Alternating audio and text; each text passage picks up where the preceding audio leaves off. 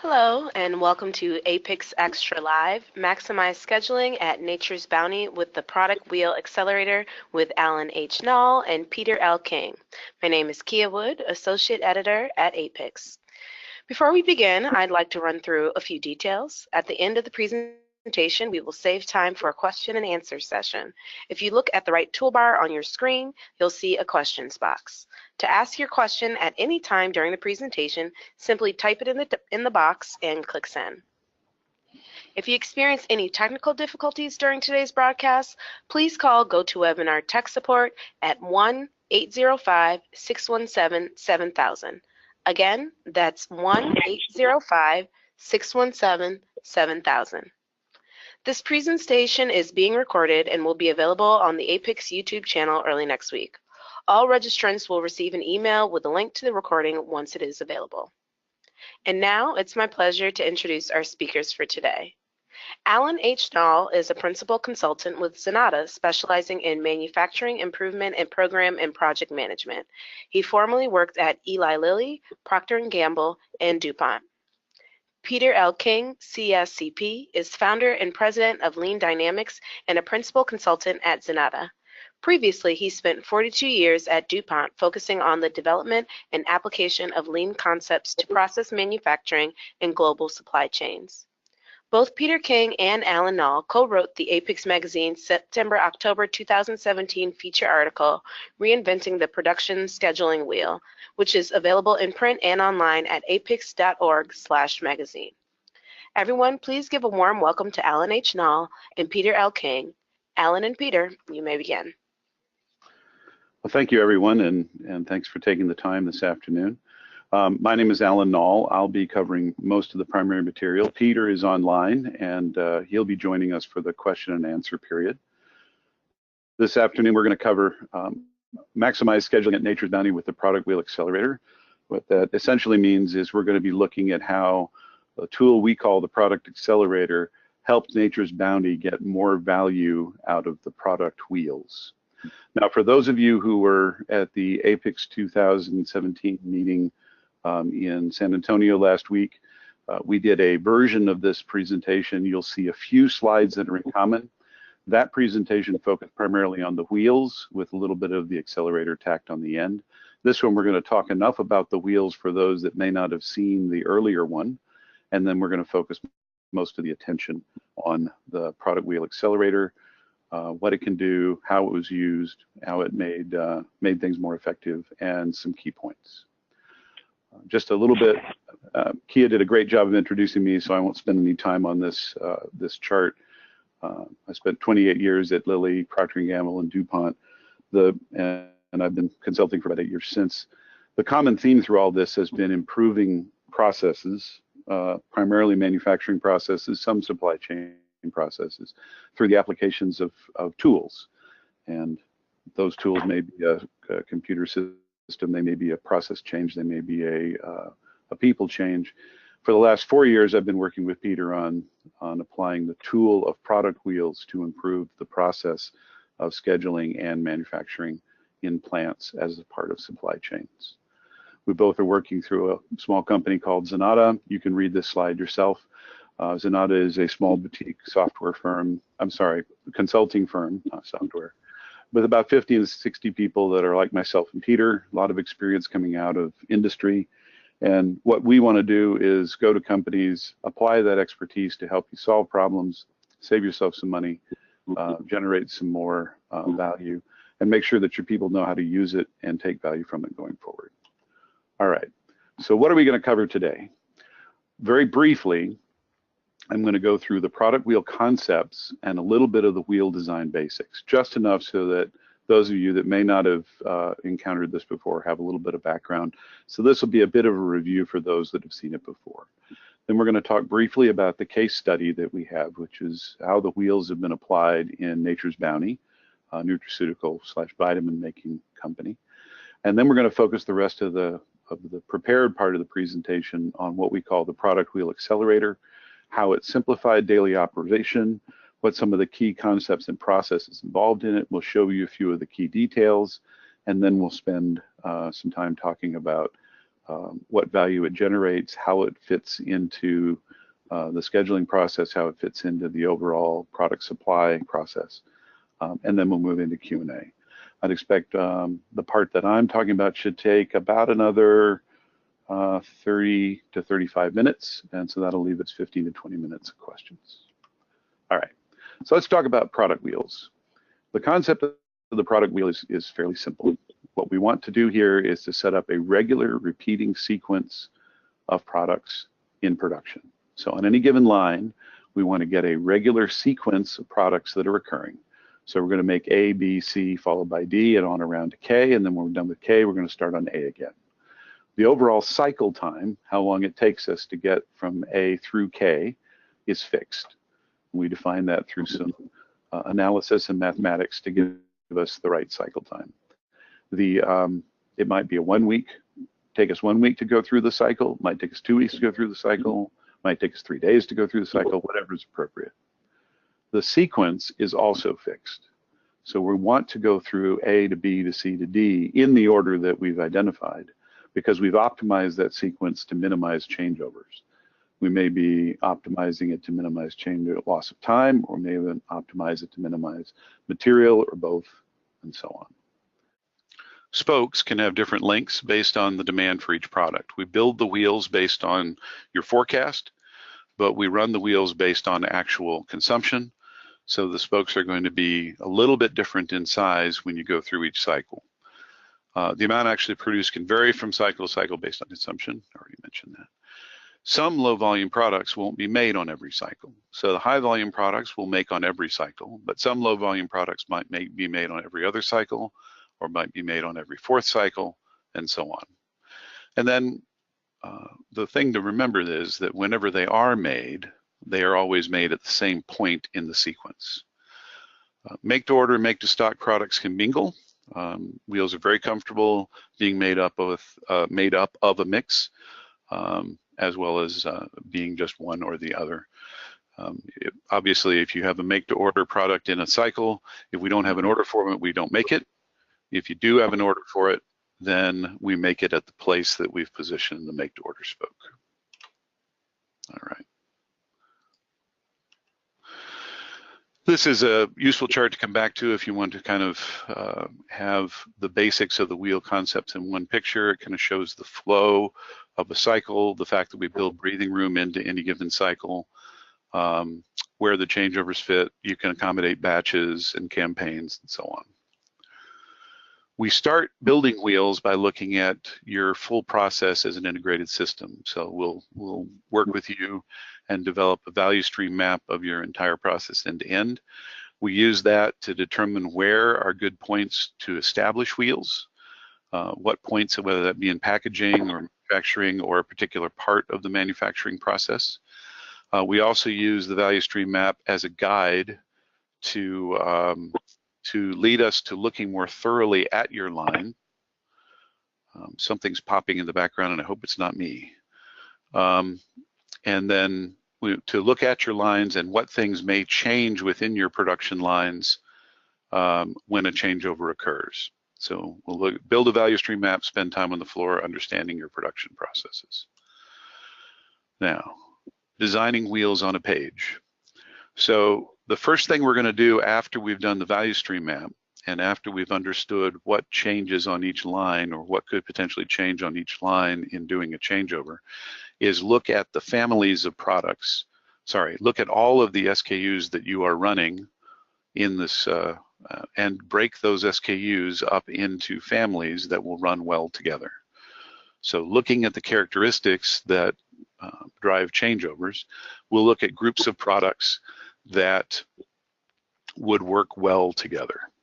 So on this first picture, the yellow products and the green products run well, and together they take up the whole of that first line. Line 2 is occupied by one family. Line 3 has the gray and the blue family, and so on. Once we've done that, our goal is going to be to run those products on those lines and then to organize the total set of products on that line in an optimal manner. The second step, once we've done the allocation, once we put the families on the lines, is to determine the right amount of the product to make at the right frequency.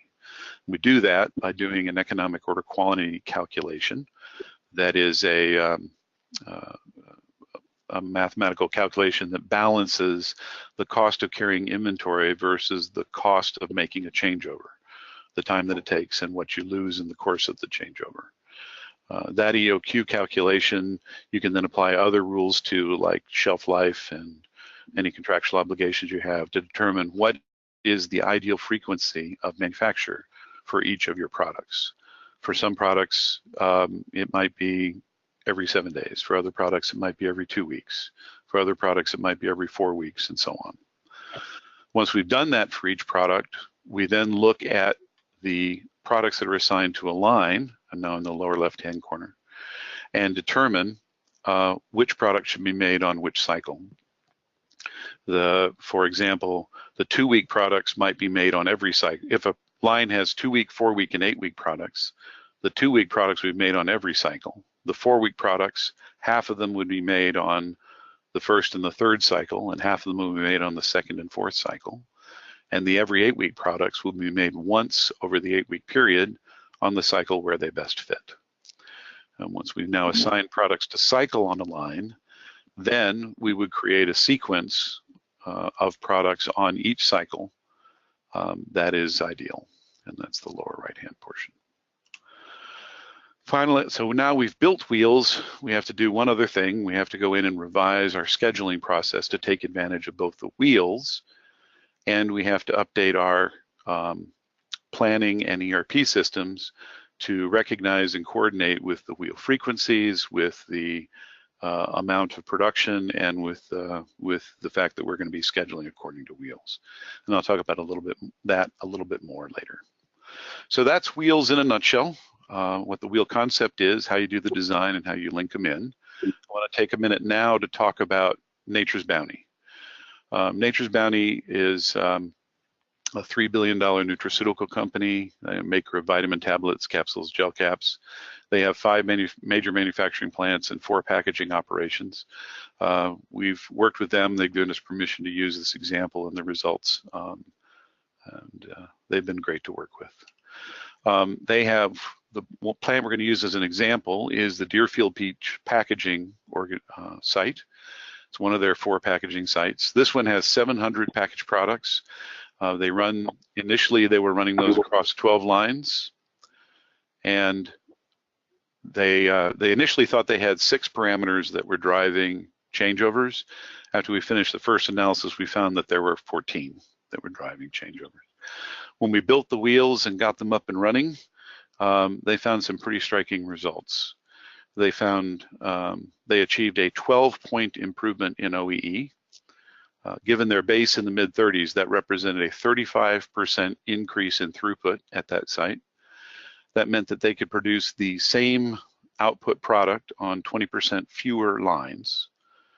They had an operating savings that was equal to 15% of their direct labor cost. That's a substantial number. And those savings have been seen as they've moved to their other sites. They've implemented wheels across all their packaging sites, and they've now begun designing wheels on their manufacturing operations. And there's a little quote from Jackie Souza, who was our co-author on this article. She's the packaging director, and we'll include a few quotes from Nature's Bounty as we go. So what made Deerfield successful? What got them these results? Well, they started with a well-defined, well-understood need. Their OEE was lower than they wanted it to be. They knew they needed to reduce their changeovers. We were able to bring them a well-defined process for improvement that was flexible for their changing conditions. So as we discovered new characteristics that affected changeovers, we could adjust to that. As they had changes in their manufacturing plan for the plant, we could adjust to that, and so on. There was a very strong cross-functional team. That team was made up of the planning director, now planning director Jackie, but it also included other planning folks, schedulers from the plant, production operations folks. We had maintenance people involved. We had QA people involved. We had people from the lines involved. We had some very strong OPEX people, and it was all supported very well by management. Almost a perfect storm of team and support. We had good tools to integrate the wheels with their existing ERP system, so we could translate most of what we needed out of the wheels. Like if we wanted to make a product on a given frequency, we had a way to do that within the ERP system, so it asked for the right size orders. We were able to achieve a simple, straightforward process for the schedulers to follow, and I'll show you what that looks like with the wheels. We were able to enhance the tools to address some concrete needs, and this last line is actually for Jackie. I have no idea what that is. Jackie would say we provided some strong coaching and follow-up. The PWA was a key part of 3 of these, right? It supported integrating with the ERP systems. It allowed us to get to that simple, straightforward process for schedulers, and it enhanced the systems to address the common need. Deerfield was not their largest plant. I included this slide because we were not just dealing with 720 SKUs. We had to be able to deal with much larger than that. One of their other plants actually has about 4,800 SKUs, which they're scheduling on 20 lines, and they had to manage hundreds of wheels orders a day. So the wheels themselves make this simpler, but I want you to picture for a moment what it would be like to be the scheduler for that plant and for me to hand you a set of spreadsheets that say, these are the cycles and sequences I want you to follow on each of your lines, go. I don't think that would be a pleasant conversation. In any case, we were able to give them some help, and we call that the Product Wheel Accelerator. So I'm going to move to talking about that. The Product Wheel Accelerator is a collection of spreadsheets and macros. It is all in Excel, has a little bit of Visual Basic, and the combination of spreadsheets and macros understands the wheels. So within that is contained the line allocations, the families assigned to lines, the wheels that you've developed for each line, the cycles and sequences of those wheels. The PWT, the Product Wheel Accelerator, keeps track of where you are on each wheel, on each line. And it takes in a picture of your current production schedule. That's everything that you already have scheduled on the line, and a collection, a set of the open orders, the new orders that you need to schedule. And it presents that information to the scheduler. So it basically takes in the current picture of the line, the current picture of new orders, and presents on a line-by-line basis, here's what you currently have, here's what that would look like if you schedule the new orders in according to the wheel, allows the scheduler to make whatever adjustments they need to make, and when they're happy with it, they can then output a schedule that goes to the line or goes to feed the production systems. In the case of Nature's Bounty, we're taking in 2 flat files, one that represents the current scheduled production that's coming out of their production system, and the other that represents a 2-week window of open orders, and that's coming from their overall planning system. Using the tool, we're able to move the process from one that was individual order oriented and focused on the individual and done within the production system itself, to one that looked on a line-by-line basis and gave them a essentially safe place to figure out what worked well. Before the wheels and the accelerator, Nature's Bounty schedulers, when they were scheduling the lines, would every day open up a list of, here's what I need to schedule today. They would start with the top order on that list. They would look in their live production system and say, okay, I know some things about this product that I've got to schedule. I think that would run well on line 5. They go into line 5, they look at the lineup of products. They say, I know some things about those products on that line. I'm going to insert this order here in my live list of products. They would push enter. That change is now made in the live production system, and they would go get the next order.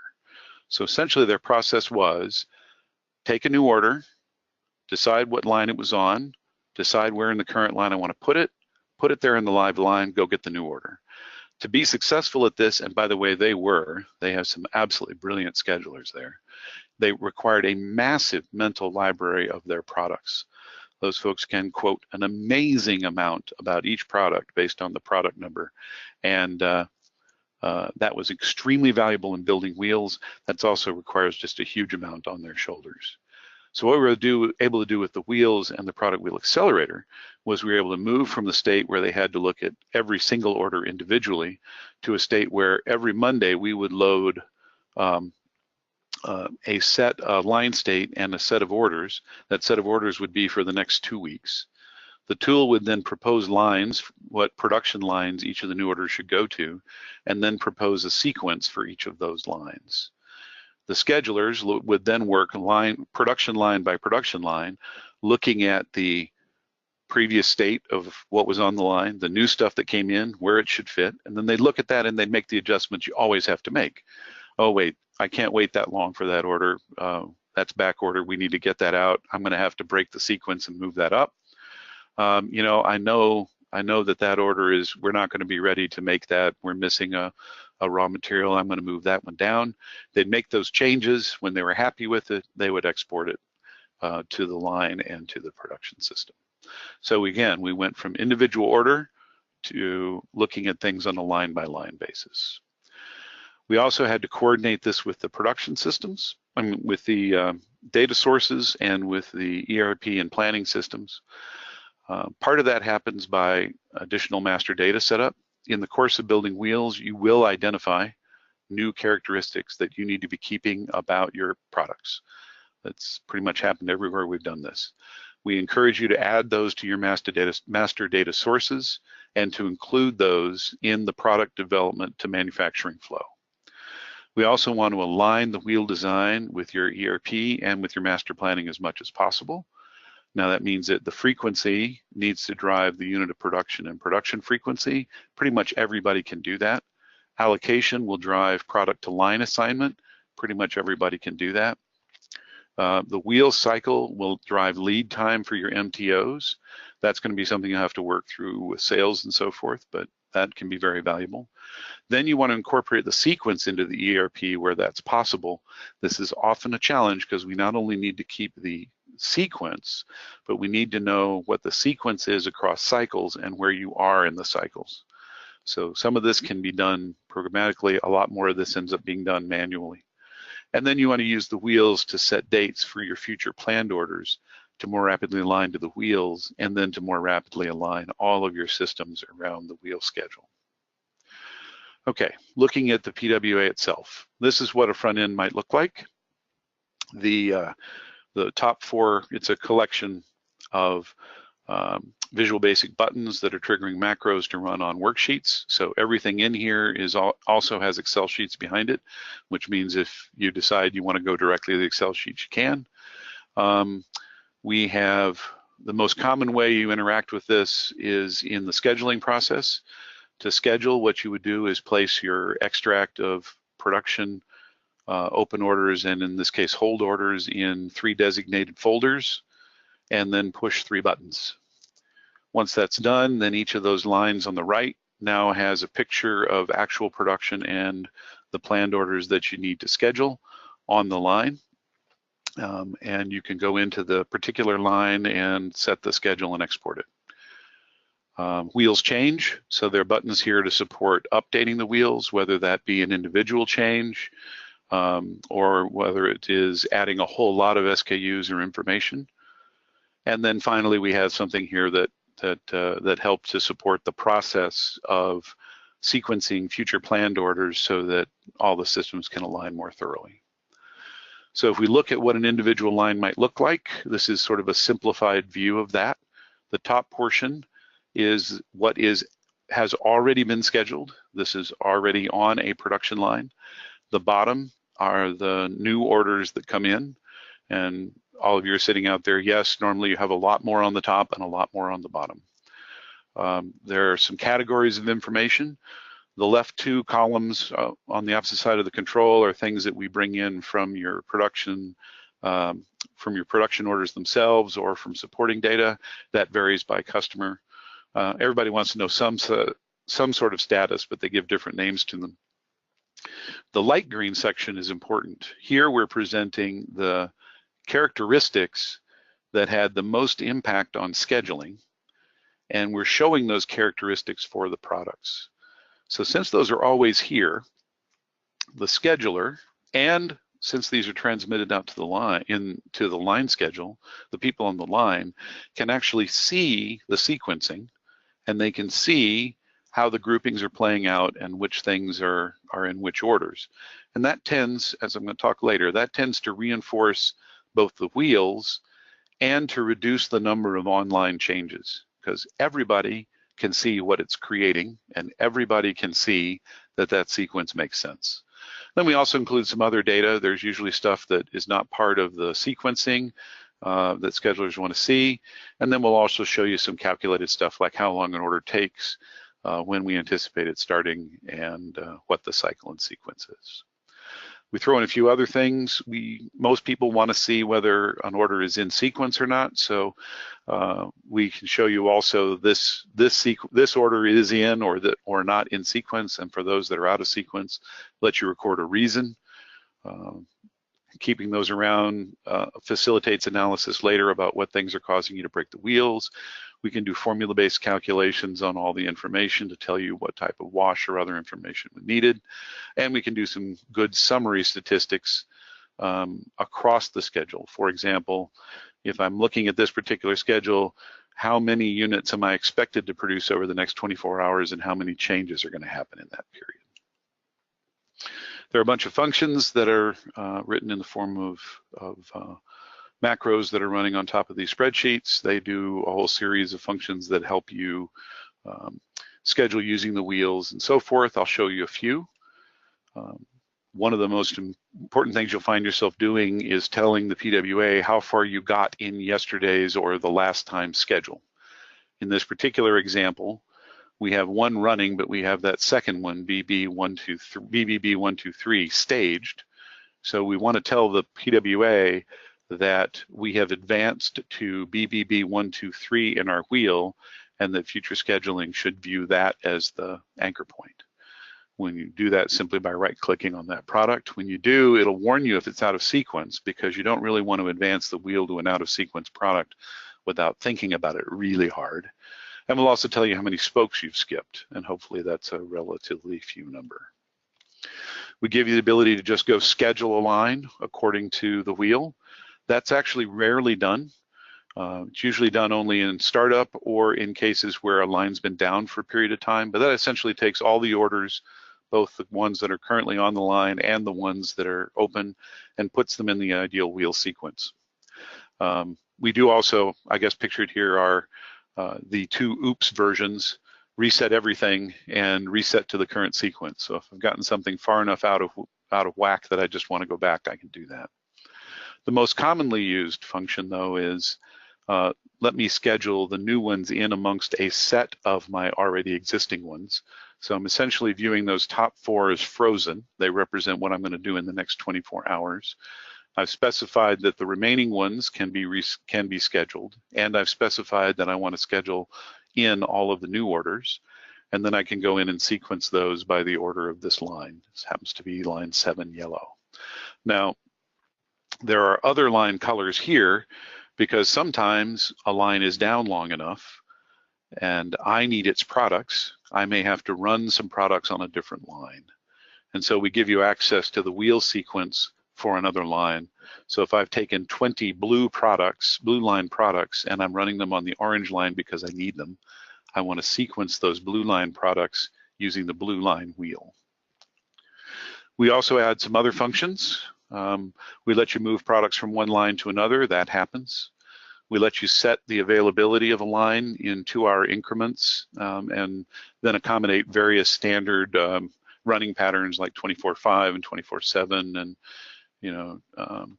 410s, 410s twice, and so on. We do export the wheel sequence. We can export that in a range of ways. We can export that as just a set of columns. We can export that as an HTML file that can be consumed by a planning system or an operational system. We can export that as a structured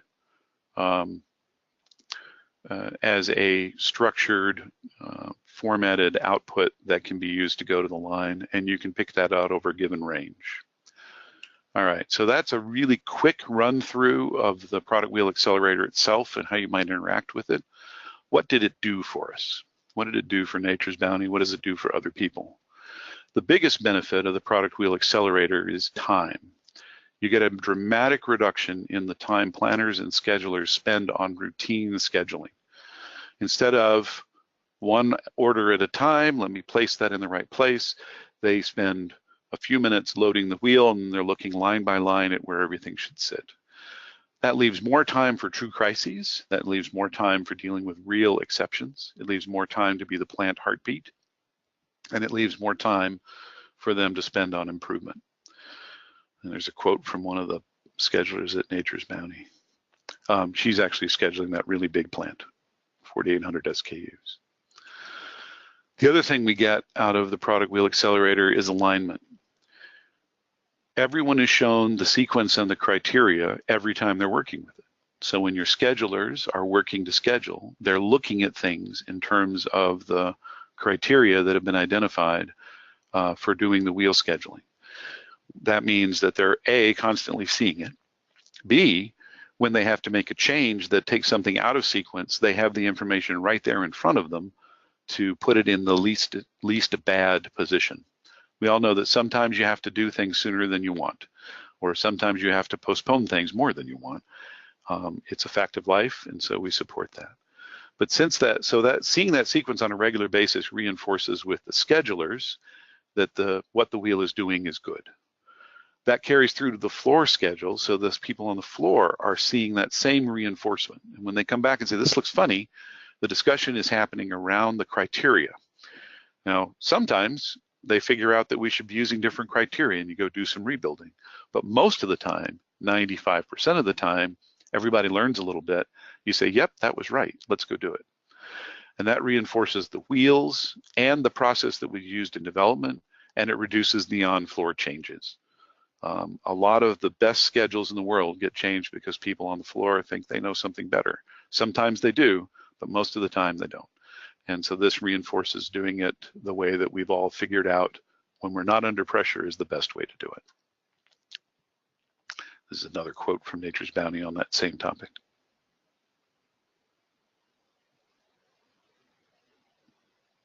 Okay. We also get improved analysis. So the wheel-informed long-range planning. So now that I've got the wheel in place, I can look not only now, but I can look 2 weeks out and 4 weeks out and 8 weeks out and further and see that how that wheel sequence will play out with my orders and my planned orders. We can quantify when difficult products will be run. We can look at future component needs in a way that is informed by the wheel functions and is in many cases therefore much stronger than what you're getting out of your MRP. And then we can, and it helps to inform a better MRP. And then we get by aligning the planned orders to the wheel timing, everybody's planning works better. So when you look at the future orders and they've been positioned according to the wheel, everybody gets greater stability. All of the steps in the supply chain get greater stability, and all of the planning processes, MRP, MVS, work better. All right, that's a reporting tool. So using the PWA to help you look then at where your stuff is going to be sitting based on the actual schedule and on the future plans. The biggest thing it does, the Product Wheel Accelerator, is enable the wheel benefits. So you're going to get simplified planning and scheduling. You get that because the wheels simplify the process, because the PWA simplifies the day-to-day execution, and because the both of those make more of the process just happen, so there's more time to spend on the exception. You're going to get fewer, simpler, and faster changeovers. We are seeing reductions. Nature's Bounty, you saw a reduction of, I think it was about, actually I've forgotten the number, I think it was about 43% in changeovers, and the changeovers they did do became simpler. We've seen even higher numbers at other places. That's going to result in improved OEE, and that means higher throughput. You're going to right size your inventories. Almost always that means you're going to reduce your inventories, because even in place, typically what we see is that places that even have high inventory, they don't have the right inventory. Generally, they have too much of their frequently made products, and they don't have enough of their smaller products.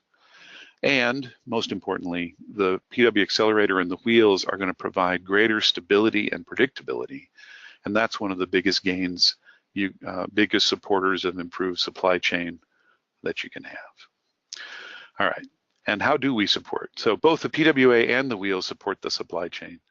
Stability flows backward and forward from wherever you've implemented the wheels. I think I've talked about a number of these points, but implementing the wheels and the PWA gives you greater stability and predictability in a particular area, and that improves the supply chain predictability both upstream and downstream. Wheels significantly reduce the production-based variability wherever they are applied.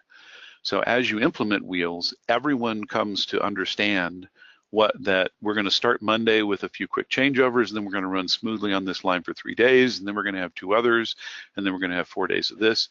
And those patterns become ingrained. The variability that normally came in through the scheduling process is vastly reduced, and you will also find that production variability follows, and that improves the supply chain planning. And then when you organize the product and production data according to the wheels, that'll improve your supply chain visibility. The manufacturing processes will have a better picture of what's happening in planning. Purchasing will have a better picture of what's happening in manufacturing, and so on. And the product wheel accelerator accelerates the implementation, and it sustains use. So all of these benefits come faster, and they're held on to longer. All right, so let's quickly recap what you get out of product wheels as a whole. They level production, so we get the right amount of stuff assigned to the right lines. They optimize the sequences. They optimize the campaign links. They enable your inventory target setting, which generally reduces inventory. They improve your delivery performance, right? Because you have more of the right products available at the right time, and you know which things you should be making to order and making to stock. Most importantly, they bring order to the chaos, which plays out up and down the supply chain. And they provide a mathematical basis to support your decision-making.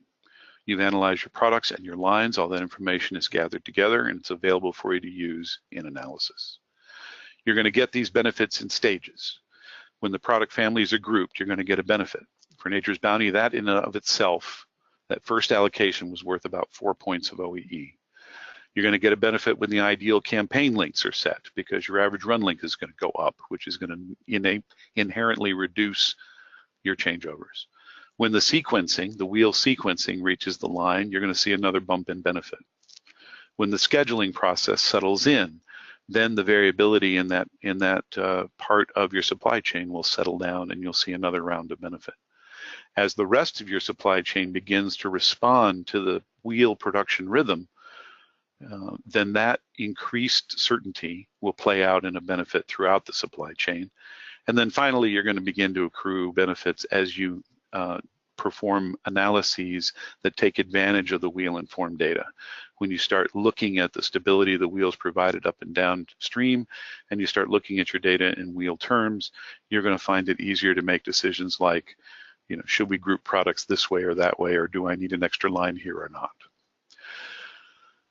How are these benefits going to show up? They're going to show up in overall throughput. You'll be able to make more using the same lines and the same people than you were before. You're going to see a reduction in your changeover loss and cost. You're going to see a reduced COGS, in particular your fixed COGS, but also the portion of your variable COGS that's related to changeovers. If you're oversold, this will translate out as an increased revenue. If you're not oversold, or even if you're not oversold, either way, you'll have the opportunity to use that overall throughput increase to reduce overtime or reduce the staffing requirement for a given production volume. Net, through the wheels, you get capacity without capital. If you have 10 lines running a 50% OEE, then 5 points of OEE improvement is equal to an additional manufacturing line. I'm going to pause there and think about that one for a moment. Okay. And it's visible. We included this quote because we liked it. Deerfield plant had a technical problem, and for about 2 weeks they stopped running the wheels. The general manager, who was over several plants in Southeast Florida, noticed the change immediately, contacted them, asked them if they'd stopped running the wheels. They said yes, but they were starting back up, and he said, "Thank you, good. I could see it." All right. A couple of quick observations. Wheels don't operate alone. They're part of an integrated set of lean tools. I've talked about value stream mapping. We think it's a really important and valuable thing to do, and it informs the start of the wheels. We count on cellular flow. I think I've covered that enough. Changeover reduction. The wheels themselves will reduce the number of changeovers, but they're also going to highlight for you which of the remaining changeovers happen the most, which ones are most problematic. You're going to be able to track how much time things are really taking, how they're affecting jobs. And so it's a great way to identify the first set that you ought to go attack and to reduce the changeover itself using techniques like SMED. TPM and wheels like each other. TPM, you can set aside a certain amount of time for a wheel. If you're more advanced, you can actually put in spokes for given sets of maintenance. And you may find that certain maintenance ought to happen after certain products run. That's very easy to accommodate in the wheels. And the wheels assume and take advantage of pull replenishment systems. Addressing the day-to-day use of the wheel unlocks the power of the wheels. It frees time for exceptions, it cements the wheel gains, and it supports the wheel driving rhythm. Wheels in the PWA enable the supply chain. The wheel rhythm drives the supply chain stability. The wheel-based production improves supply chain predictability by driving out variability. And wheel-enabled analysis improves supply chain visibility. Overall, reduced chaos means more time to work the chain. Wheels can be applied in a wide variety of areas. I'll let you read this because I'm a little over time. Basically, anywhere you have OEE lower than you want it and changeovers are a part of the picture, you should be considering wheels. Final thought. This is actually the planning manager responsible for that large plant. She and her team got together and gave us this quote. We kind of liked it. All right, I mentioned that there are a couple of good books. Pete has actually written 3 books that are relevant, one on wheels themselves, one on the process industry, one on lean in the process industries, and one on value stream mapping. I think Kia gave us a really nice background on Pete. And with that, I'm going to turn it over to questions. And now we've saved some time for questions and answers. As a reminder, look at the right toolbar on your screen, type your question in the questions box, and click send. We'll now give you a few moments to send in your questions. I actually see some people have been putting in questions from during the presentation. So Alan or Peter, if you want to just go ahead and start reading some off.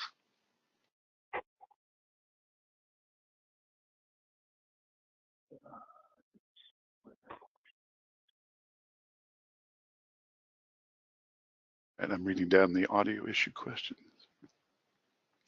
All right, first of all, I'll say one more time, I apologize for the audio problem. All right.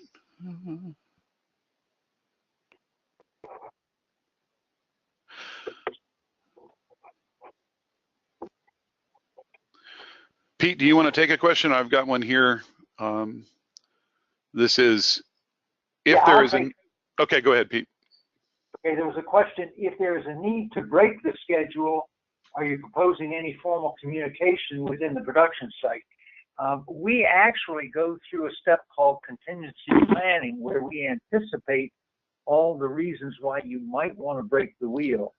And there are real life situations where it does make sense to break the wheel, although we try to discourage that.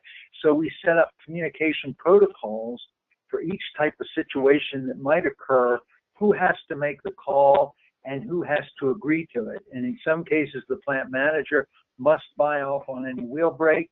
In other cases, the scheduler himself can sign off on it. Sometimes you can't do what's on the wheel because you don't have the raw materials. And then the scheduler has no choice. So they are authorized to break the wheel in that case. In other cases, if a rush order comes in, it takes somebody at a higher level to decide whether that rush order warrants breaking the wheel. So we do establish formal communication protocols around when wheel breaks can be allowed.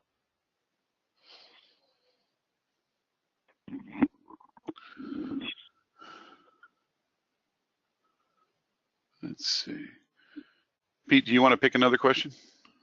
Okay. Another question says, can this be implemented across multiple sites? And the answer to that is yes. And the first thing we would do, Alan talked quite a bit about the fact that we group products and assign them to specific lines. If we're asked to do this across an entire enterprise, we look at all the SKUs that are made across all the plants and decide if it makes sense to allocate certain families of products to a single plant. And we weigh the cost of changeovers and the plant complexity against transportation and logistics costs. So we start from there, and then once we've done that, we tend to address each plant as a single entity. We don't try to coordinate wheels from site to site because that gets pretty complicated, and the complications aren't warranted by any additional benefit. All right, I've got a question here that says, routing time, changeover time, OEE run rate, and our important parameters. What should be the frequency of update of these parameters in the ERP? And I'm going to extend that question to say, and what frequency should you consider relooking at or rebuilding your wheels? And that's really dependent on the rate of change of those parameters, and the rate of change of your product lineup. But what Pete mentioned the process of contingency planning. We encourage people to take a look at how things are going, maybe as frequently as every other month, but to plan on updating your wheels and your run information and so on every 3 to 6 months. You will see, or I should say your scheduler will see, if those are consistently going off. The way that'll manifest, for example, is if you've put a sequence on a line and as a result you're now running substantially faster than your planned run rates, then you will find yourself consistently outrunning your wheel, you're finishing early, and that can be a signal for you to look at that line, to consider updating your run rates, and to consider updating your allocation. Okay, another question is, when do we need to adjust the wheel frequency? And that basically depends on how dynamic your business is. If you have a business that's highly dynamic and volumes of individual SKUs are changing quite dramatically, you may want to look at things every month to see if it's time to rebalance the wheels. If you have a very, very stable business, you may only need to look at it every 4 to 6 months. One of the things we do at the end is put in place auditing processes. So A, we know we're getting the benefits from the wheel. B, we know we're following the wheel. But C, we have things we can look at that are triggers to say, okay, enough has changed that you really need to look at rebalancing the wheels, either changing the product assignments from wheel to wheel or in changing the timing of a given wheel. So we have another question here that says, would the wheel become more complicated if products can be produced on multiple possible production lines? So the way we would approach that is we'd want you to identify a preferred, this is where we want to produce it, and we would build wheels for each lines.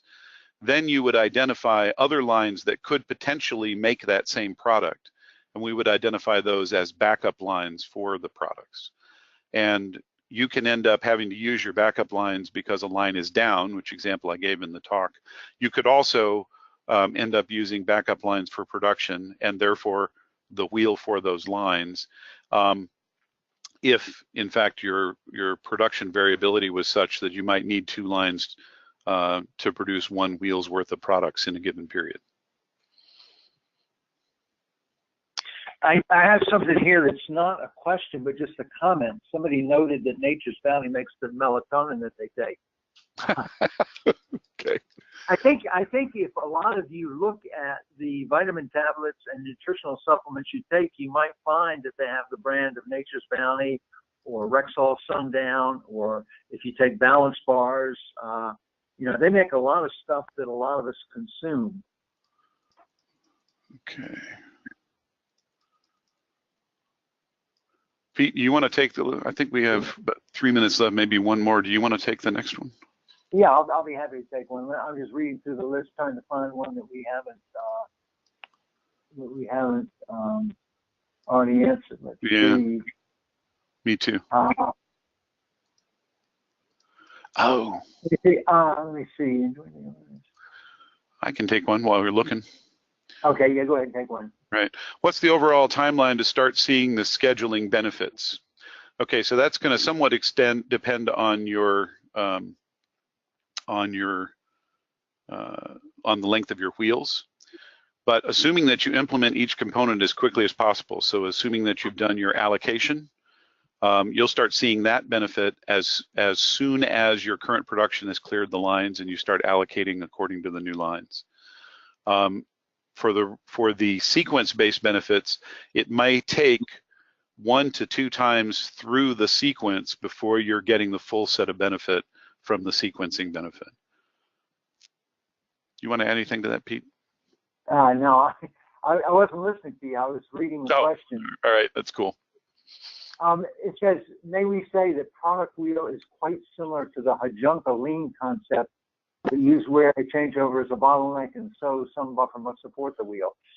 Yeah, product wheels can be viewed as another way to achieve Hajunka, but typically the way we go through product wheel design and all the factors we look at, we do a much, much more thorough job than people typically do when they're designing Hajunka boxes or Hajunka schedules. So, but it is very similar, but goes way beyond what's typically in Hajunka. Thank you, Peter and Alan. I believe that's all the questions we have time for today. If anybody has additional questions, you can contact the speaker directly using the information presented on the screen. We'd like to thank our speaker and all of our participants for their time today. This concludes today's edition of APICS Extra Live. Please mark your calendars for the next APICS Extra Live presentation on December 7th. You can register for this event today at apics.org/online events. All content and materials included in this edition of APICS Extra Live are the property of APICS and are protected by the United States and international copyright laws. All rights are reserved.